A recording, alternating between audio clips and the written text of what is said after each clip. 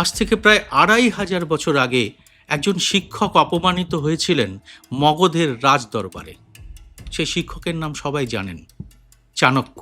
ওই অপমানের প্রতিশোধ নিয়েছিলেন চাণক্য। নন্দবংশের সমাপ্তি ঘটিয়ে মৌর্য বংশ প্রতিষ্ঠা করেছিলেন ছাত্র চন্দ্রগুপ্তকে দিয়ে। আবার মাত্র ৫৮ বছর আগে প্যারিসের নান্তেরে বিশ্ববিদ্যালয়ের একদল ছাত্র মূলত বিশ্ববিদ্যালয় প্রশাসনের কিছু নিয়মের বিরুদ্ধে আন্দোলন শুরু করেছিলেন। কিন্তু দেখতে দেখতে সেই আন্দোলন ছড়িয়ে পড়ে পুরো ফ্রান্সে। ফলাফল কি হয়? তৎকালীন শক্তিশালী প্রেসিডেন্ট চার্লস ডি গল দেশ ছেড়ে জার্মানির এক ফরাসি সামরিক ঘাঁটিতে গিয়ে আশ্রয় নেন। ঠিক এই মুহূর্তে বিশ্বের সবচেয়ে বড় গণতন্ত্রের দেশের ৪টি স্তম্ভের অবস্থা এতটাই খারাপ যে মিডিয়া তথা চতুর্থ স্তম্ভটি ১৮০টি দেশের মধ্যে ১৫৭তম জায়গায়। আর বাকি স্তম্ভগুলোর হাল কি সে তো দেখাই যাচ্ছে। কিন্তু এই ঘোর অন্ধকারের মধ্যেই কোথাও একটা কি প্রদীপের আলো দেখা যাচ্ছে? কি রকম? বিহারের বিখ্যাত খান স্যারের উদ্ধৃতি দিয়েই শুরু করা যাক। তিনি বলেছেন, একটু খেয়াল করলে বুঝতে পারবেন ছাত্র, যুব সমাজ এবং শিক্ষক সমাজকে সরকার কিন্তু গিলে খেতে পারেনি। আর এই জেনজি এবং শিক্ষক সমাজের মতো স্পর্শকাতর জায়গায় বিক্রম দেখাতে গিয়েই কি নিজেদের বিপদে ফেলতে চলেছে নরেন্দ্র মোদী সরকার? এসআইআর এর ঘোর অনিয়মকে অবশেষে অনেক টানাটানির পর স্বীকৃতি দিয়ে দিয়েছে সুপ্রিম কোর্ট। তারপর সুপ্রিম কোর্টের বিরুদ্ধে প্রকাশ্যে সোশ্যাল মিডিয়ায় বহু মানুষ ক্ষোভ উগরে দিচ্ছেন নিয়মিত। এটা অভাবনীয়। আজ পর্যন্ত সরাসরি দেশের সর্বোচ্চ আদালতকে নিয়ে এমন সব মন্তব্য এর আগে কখনো দেখা যায়নি। হয়তো এসআইআরে নিজেদের ক্ষমতা জাহিরের পর দেশের প্রধান বিচারপতি সূর্যকান্ত দেশের ছাত্র এবং যুব সমাজের শক্তিটা ঠিক অনুমান করতে পারেননি। সম্পূর্ণ অপ্রাসঙ্গিকভাবে একটি মামলার শুনানি চলাকালীন দেশের যুব এবং তরুণ সমাজকে নিয়ে তিনি আরশোলা এবং ককরোচের মতো মন্তব্য করে বসলেন। আর ঠিক এরকম একটা দেশলাই কাঠির স্ফুলিঙ্গের অপেক্ষায় কি ছিল দেশের যুব সমাজ? আর তার কি কোনো প্রভাব এবার পড়তে চলেছে দেশে? আজকের এই এপিসোডে এই নতুন পরিস্থিতি এবং তার প্রেক্ষাপট নিয়ে আলোচনা করব। ভিডিওটি ভালো লাগলে লাইক ও শেয়ার করতে ভুলবেন না।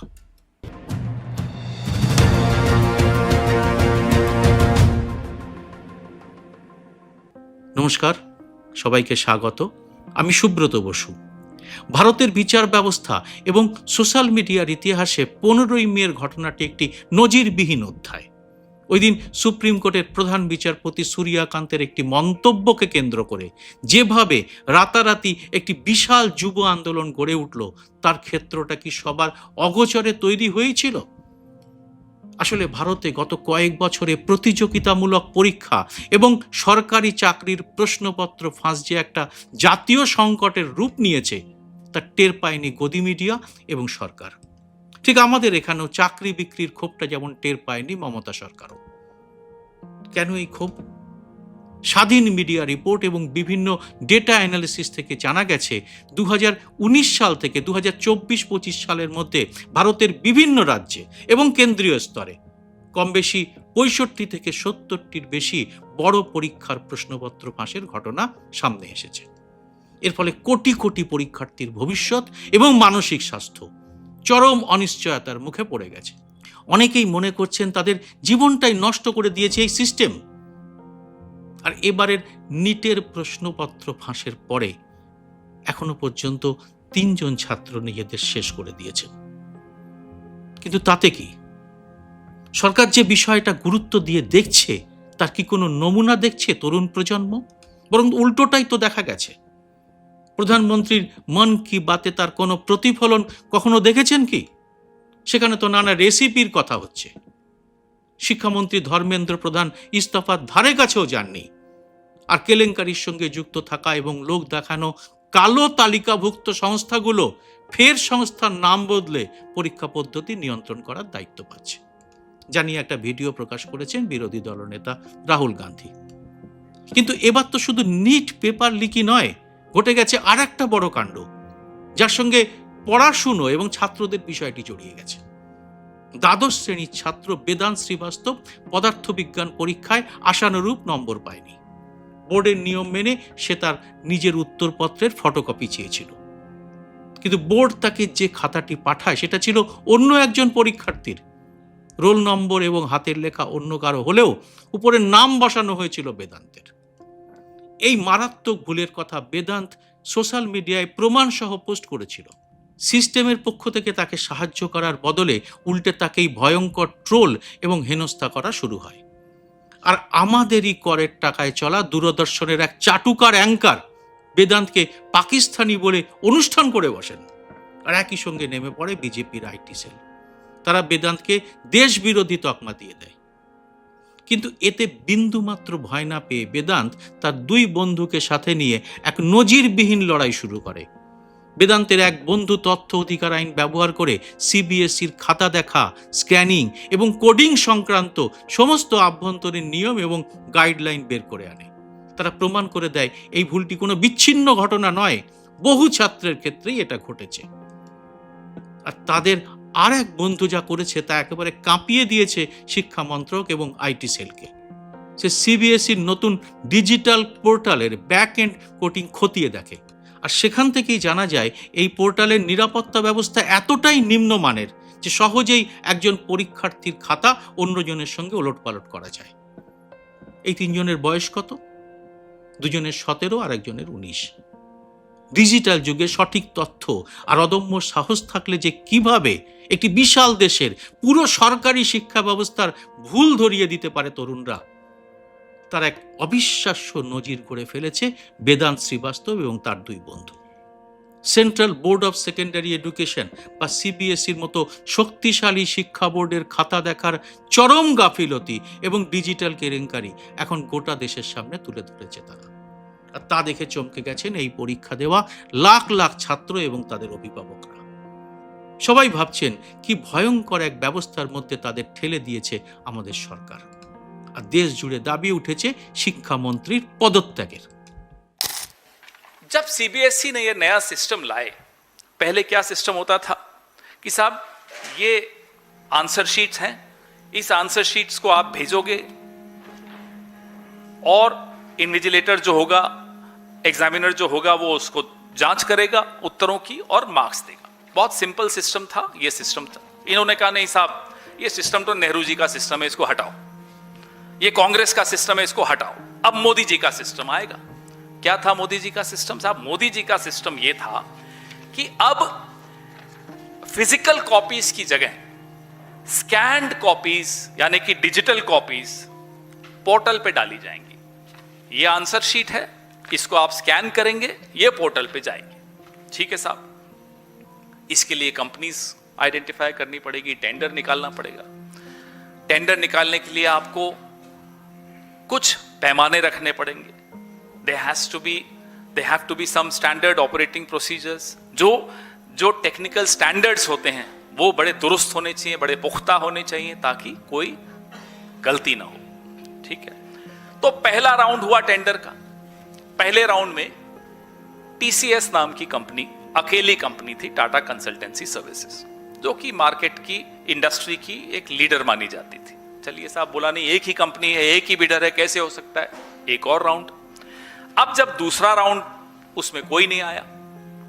फिर अगस्त 2025 में 2 कंपनीज ने क्वालिफाई किया, टीसीएस और ये कोएम्प्ट एड्यूटेक, जिसके बारे में मैंने अभी एक सवाल उठाया कि धर्मेंद्र प्रधान जी आपसे इनका क्या रिश्ता, और भाजपा के बाकी नेता भी बता दें, खुद ही बता दें, नहीं तो कोई 18-19 साल का लड़का फिर निकाल के ले आएगा कि साहब ये रिश्ता है। तो उससे पहले खुद ही बता दीजिए क्या रिश्ता है। अब क्या हुआ कि अगस्त 2025 में जो टेंडर आया, इसमें ये 2 कंपनीज क्वालिफाई की।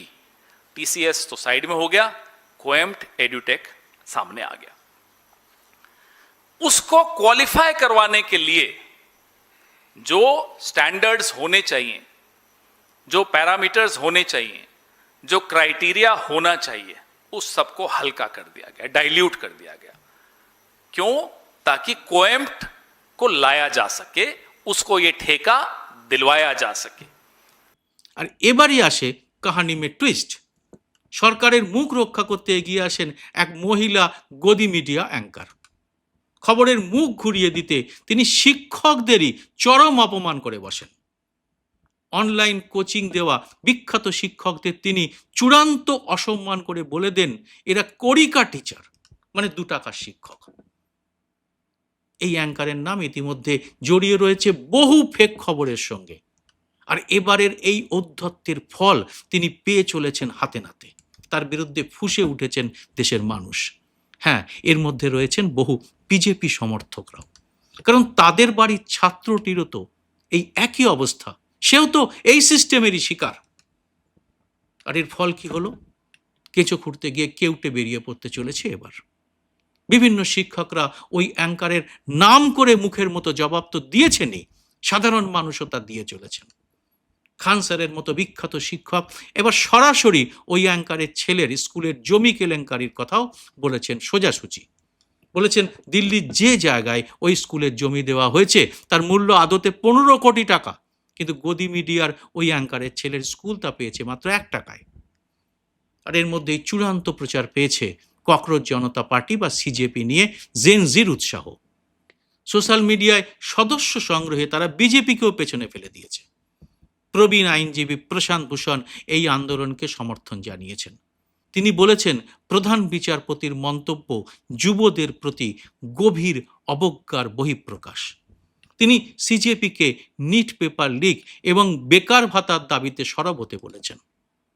শিক্ষাবিদ এবং বিজ্ঞানী সোনাম ওয়াংচুক নিজেকে একজন সম্মানীয় ককরোচ বলে ঘোষণা করে যুব সমাজের পাশে দাঁড়িয়েছেন।